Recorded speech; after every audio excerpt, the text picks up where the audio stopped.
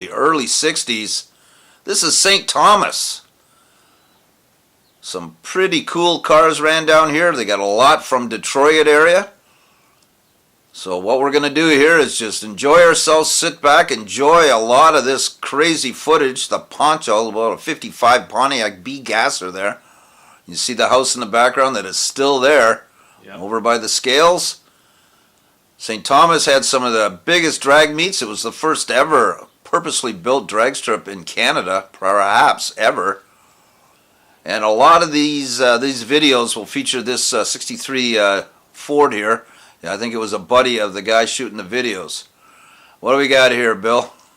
Oh, Fiat Topolino. Looks all like steel. A twin-engined Scotty Fenn chassis machine, probably Americans. This was a Division 3 open. It looked like a Thunderbird motor in that dragster. Yeah. Look at the cool cars, and of course that building, iconic. Yeah.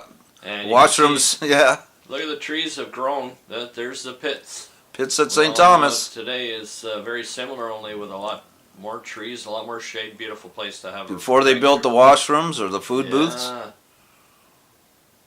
Floyd's Chevy, probably a Z11 Impala there. And our favorite 63. Neat looking car. Probably a 390, we figure. I think it's a 390. I don't know if it would be a 406. Very cool piece. Nice Arrest Me Red. Yeah. Pop the hubcaps. Go have a fun day at the drags. So they're sitting in the car waiting for their turn to run. And meanwhile, a fueler blazes down. This is the Wicked Willies, Ford powered. Willys, yeah. Neat looking car. Yeah. Willies always strike a major chord with me. I'm not sure who they are. I believe they're from Michigan. Be altered, enjoying the track fair. Yeah. St. Thomas Food's always, very good, yeah, St. Thomas always has good food. Yeah, enjoy their food. Yeah, even today. This Roadster, Roadster. 32 by the looks of it. Neat Out Bantam Michigan, body. Yeah. Out of Flint it says 289. I wonder if it's a 28 by 9 powering it. And a steel-bodied Fiat. Before fiberglass took over, I suppose. Not a lot of footage that we have from St. Thomas. I'm sure there's somebody out towards that end, like Rick Proctor, that might have some. There's the Miller and Gregory machine, front-mounted blower. And speaking of Rick Proctor, he still has all those components, and he's got a motor together. We figure this is about 1963. Yep. Still using the Flagman. Could be the last year for Flagmen. Look at the landscapes. You can still identify that as St. Thomas quite readily, even today. Yep, hasn't changed. That's the Waltz Puffer guy. Out of Detroit. Michigan. Yeah. 63 Impala with the front end up high. C-stock, it says. Yeah, I wonder if that's Bruce Gowan. We do see Bruce later on in some of this footage. Chevy eating a Ford.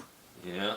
That's about right for the era, I suppose. Yeah, the Chevys were more powerful.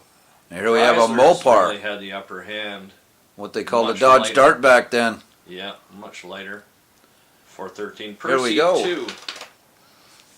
They had a really British-bodied machine first, and it's so ugly we're going to call it Percy. Then they built this car, and they call it Percy 2. And then the most famous one, Percy also, is the Carl Rowland machine, the C-altered. Very, very famous. Some more stalkers going down the track. Probably could be a 409. Here's our buddy in the Ford. Yeah, 4-speed car. Showing the way to the trailer. Well, actually, he drove it there. Drove it there. Yeah. Lots of smoke coming out of the tires here.